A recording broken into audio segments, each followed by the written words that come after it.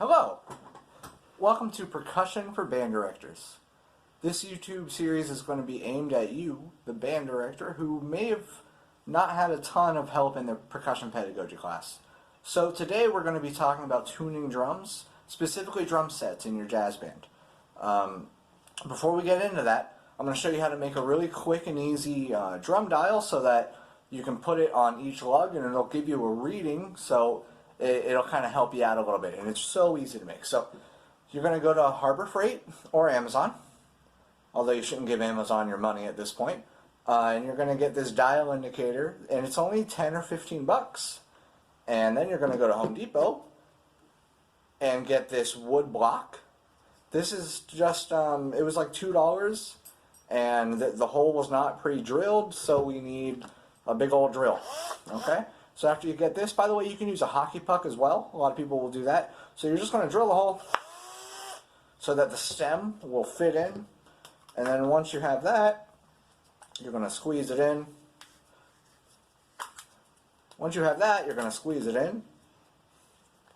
And voila, you have a drum dial. Now, a brand new drum dial will cost you between 60 and 100 bucks, and this is less than 15. So I think it's a great place to start. Now that we have this, I'm going to show you how to tune two different styles of drum set. The first will be small group, and the second will be big band. Now, if you're a band director, the big band is probably what's more applicable to you, because unless you have a really specialty program, I doubt you have a jazz trio or jazz combo, but it's important to know the differences. So, away we go. We're here in my dining room / music room. My actual dining room is on my patio, and my patio is... the world is my patio. Okay, so we're in my music room. I have my bebop kit set up here. So first of all, this is a 10-inch tom from a children's drum set. My bass drum is a 16-inch bass drum from a children's drum set. The floor tom is a 13-inch tom that I mounted legs onto and made it into a floor tom, which is really simple. Just drill holes and buy the parts and put them together. It's really easy. And then the snare drum is a really standard 14 snare drum from a drum set, from like an adult drum set. So I stained them all so they all matched, and I'm using coated heads, an Evans Caftone on one side, a Remo Fiberskin on the other. It doesn't matter what you use. Look up the reviews. They all have different things going for them. The Remo will do this. If you can kind of see it bubbling, it will bubble up, and the Caftone seems to last a little bit better. So I have coated heads on both sides, and that gives you the opportunity to control a lot more of the overtones, and it sounds a lot warmer. So let me show you how I tune it now. So I'm tuning my 10-inch tom here, and to do that, all I'm doing is placing the drum dial in between each lug. I'm trying to get it to 92 to see where that gets me, and then I'm spinning it and putting it in front of this leg, this lug. Don't put it in the middle, that doesn't really do anything. And just go all the way around and try to match it up, and then we'll finish tuning by ear after that. So I'm going to go ahead and do that, and then we'll talk more. I have the top, which is this side, tuned to 96, and the bottom tuned to 92 all the way around. So we're going to go ahead and tap and see if there's some discrepancies. There always is. So we're going to fix those right now. So you can almost immediately hear that those are a half step off, right?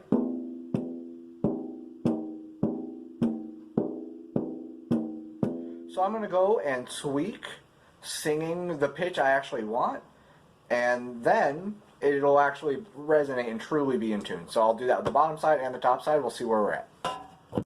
By the way, a few quick tuning tips. You're going to want to mute the bottom head, and if the drum is big enough, you might have to put your middle finger in the middle so you can really hear the notes.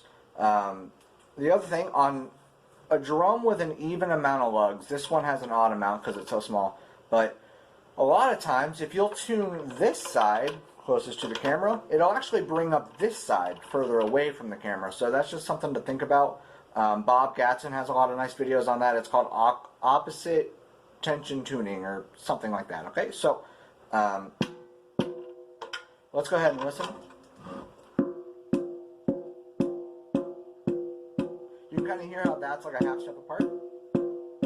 So our options are to bring this one up or this one down. I want to actually bring this one down because more of the lugs sound like the lower pitched one. So when you're tuning down, you want to tune down and then up. This lets the lug's teeth sink a little differently, and it'll seat on the head better. So it's still a little off. A little more. And I'm going down a lot, well, down a little, and then up a really, really little bit, right?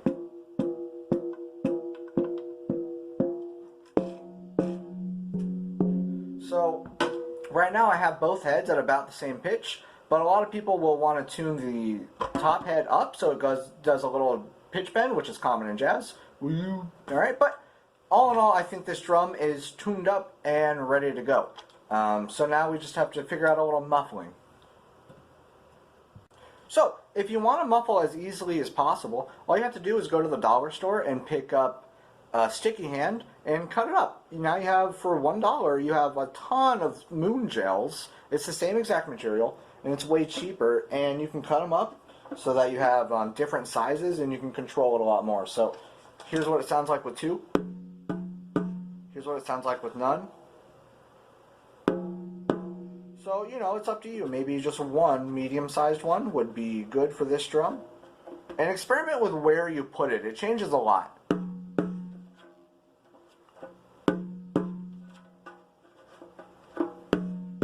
Right? On the camera that might be imperceptible, but on a bigger drum and in person, it's pretty different. So, that is how I would tune a smaller drum set. Now, we're going to go to my studio in Longwood, Florida, and look at a bigger drum set for a big band.